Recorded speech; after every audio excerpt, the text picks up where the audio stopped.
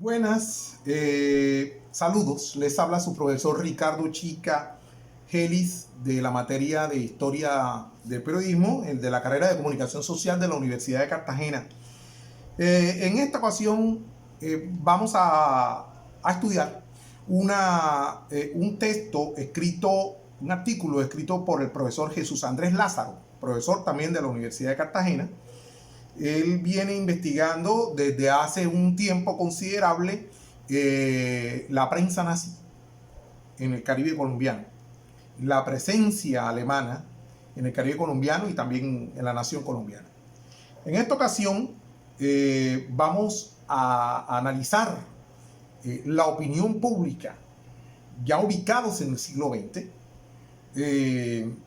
a través de este artículo que se llama Los medios impresos como recursos para la difusión del nacionalsocialismo. Entonces el profesor Jesús Andrés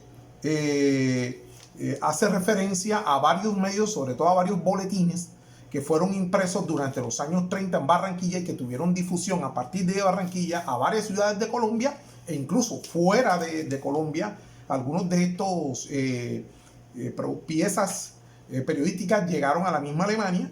Y uno de esas es este. Esta es la primera, la portada del primer ejemplar de una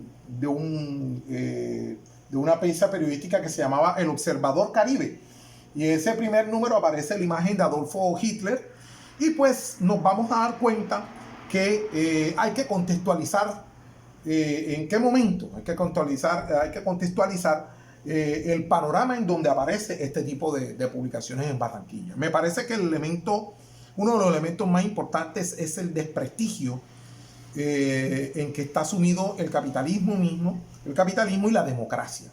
Porque había en la década de los 30, pues, una década de mucha inestabilidad económica.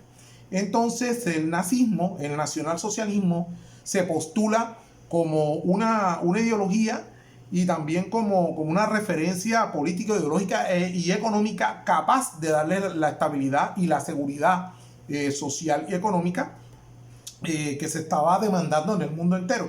Y para esto ellos desataron toda una maquinaria de propaganda. Entonces, ojo, porque la propaganda es una categoría aquí contraria a la opinión pública. La opinión pública supone debate en el marco de una contradicción entre el interés público y el interés privado, mientras que la propaganda no. La propaganda lo que va es a promover a través de unos dogmas el no debate, sino la aceptación de unas ideas por lo general totalitarias, excluyentes y que además no ameritan o no se exponen a ningún tipo de discusión.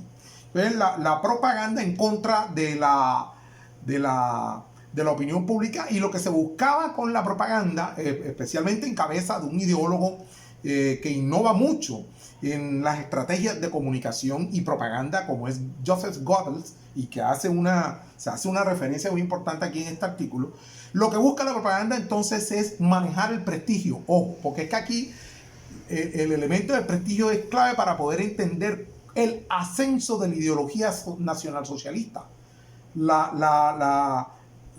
El ascenso de la ideología del prestigio social del nazismo tiene que ver con eso, con ese concepto de prestigio que va cabalgando sobre las estrategias de propaganda. Entonces vamos a encontrar que en el Observador Caribe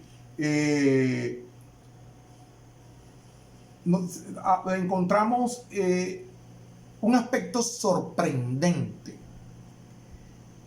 de la historia del periodismo.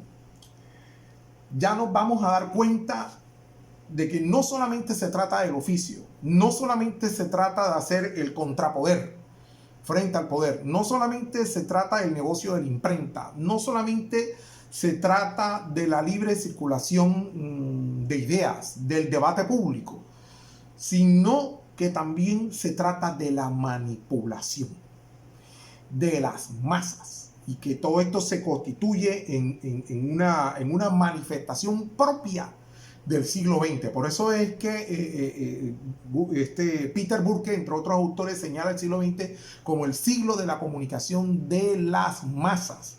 Y este es un excelente ejemplo. Vale la pena entonces trabajar este artículo del profesor Jesús Andrés Lázaro. Lo repito, se llama Los medios impresos como recurso para la difusión del nacionalsocialismo. Entonces, él habla aquí no solamente del Observador Caribe, sino de otros aspectos que tienen que ver y de otras piezas periodísticas y de otros elementos o categorías que tienen que ver con la ampliación del análisis. Hace, por ejemplo, el profesor Jesús Andrés una referencia al concepto de sistema mundo, que es un concepto importantísimo para poder ver cómo se alinean las ideas desde un centro hacia una periferia. Pero ojo, esto no quiere decir que la periferia sea inactiva o pasiva. No. En la periferia también hay pensamiento, hay debate y hay discusión y también hay iniciativas. Y esto es un buen ejemplo de cómo desde las periferias, ¿verdad?, también se asume, se entiende, se interpreta una directriz que viene desde el centro. En este caso, las ideas del nazismo y la pretensión de darle prestigio al nazismo, manipulando la opinión pública, influyendo en la opinión pública con las técnicas de propaganda. Entonces, vale la pena estudiar este artículo para poder comprender el siglo XX como el siglo de la comunicación de masas.